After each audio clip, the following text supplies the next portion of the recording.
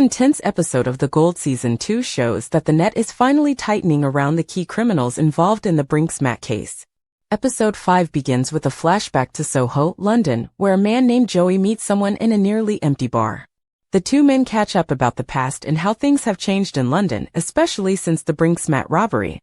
While Joey believes the robbers got nothing from the heist, the other man insists that people got rich, just not the six who pulled off the crime.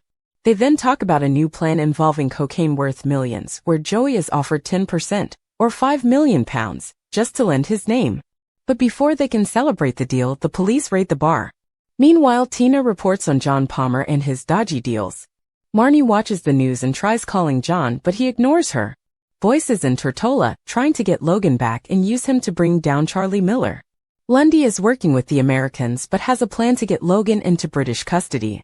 Boyce tells Lundy to get Logan to give up Charlie's location. He also plans to travel to Tenerife with Harper to investigate John further. During this, Brightwell gives Boyce a lead about a murder case on the M25. The suspect used a fake name, and Boyce learns it's none other than Kenny. In Kent, a police officer informs Boyce that the 17-year-old witness in the M25 case is doing everything she can to identify the killer. She's looking at photos daily, even though the press is all over her. Boyce is shown a picture of the suspect, and it confirms that Kenny is their guy. The officer tells Boyce the media is calling it a road rage case, but it's more serious. It was brutal and calculated. Kenny pulled a knife because he was losing the fight. Back in Spain, John is hiding out in a new location after being exposed on TV. He's eventually picked up by two men. Lundy goes to meet Gabriella, who warns that the money Logan has is mostly drug money and drug dealers will come after him now that he's been caught. Lundy tries to persuade her to get Logan to cooperate before the Americans offer him witness protection. Gabriella says she'll offer the deal tomorrow, meaning Lundy has just one day to convince Logan. At El Dorado, angry tourists are protesting and John slips in through the back. A receptionist tells him both Lena and Marnie have been calling him all day. John brushes them off, picks up a call from Marnie, and quickly switches to Lena, who is in France with a crying baby. Marnie is furious and suspicious about John's secret life. Meanwhile, the Russians arrive at John's office, adding more pressure. In Tortola, Logan is confronted by Met officers who want him to give up Charlie. Logan, however, refuses to talk unless they offer a deal. He says the proof they need isn't in any paperwork. Lundy promises to drop British charges if Logan gives up Charlie, but all Logan gives them is a small lead about money in Costa Rica. Jennings and Brightwell are not happy with Lundy's approach, but he reminds them that Logan is in their custody until the Americans arrive. He places Brightwell in charge of the investigation. Elsewhere in Tenerife, Ivan meets John and threatens him, angry about John mentioning them on TV. John insists he's safe because he's paid off enough people. Ivan warns John that the only reason he's still alive is because they've let him live. If they move aside, others will take him down. Meanwhile, in Estepona, Kenny reads the newspaper reporting on the M25 murder, clearly aware they're onto him. He's soon reunited with Joey, who is pretending everything is fine. In a surprising twist, Lena from France calls Marnie and tells her she knows John. Marnie hears a baby crying in the background and is devastated. In Tortola, Brightwell and Jennings share a moment over drinks. Brightwell admits he was once in the flying squad but never found it enjoyable.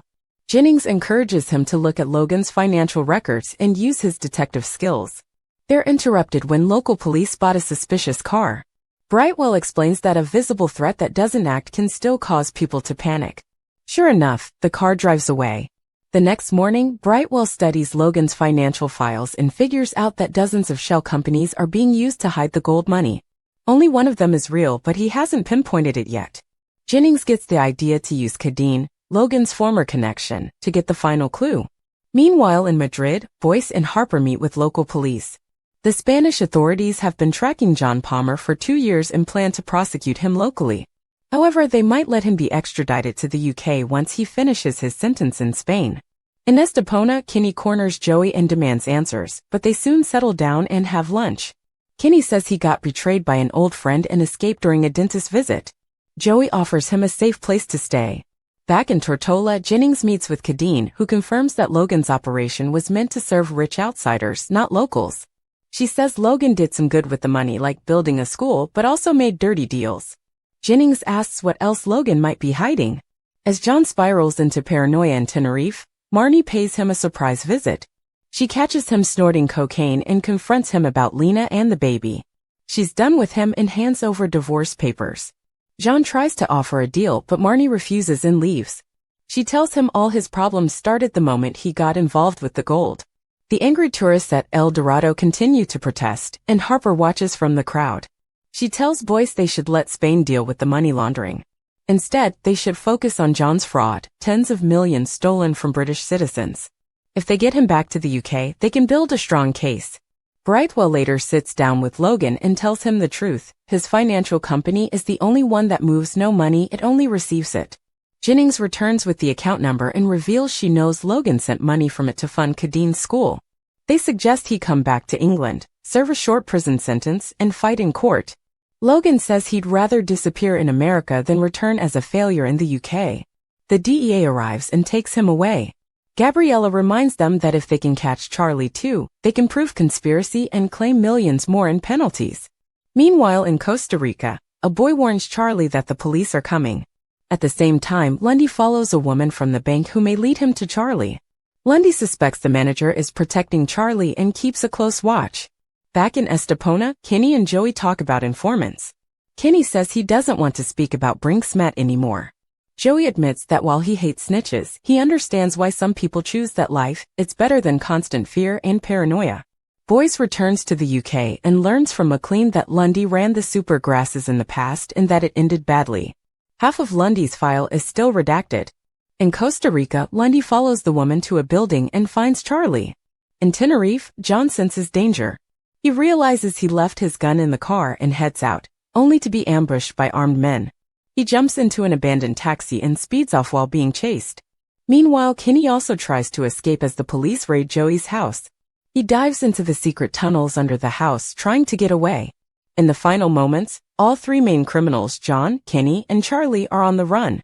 Charlie races through the jungle in Costa Rica as Lundy closes in. Kenny runs through tunnels in Spain with the police on his heels. John makes it to the airport and sprints toward his private jet as his enemies catch up. With the police hot on their trail, it's clear that their days of hiding are nearly over. But will they all get caught before they can vanish again?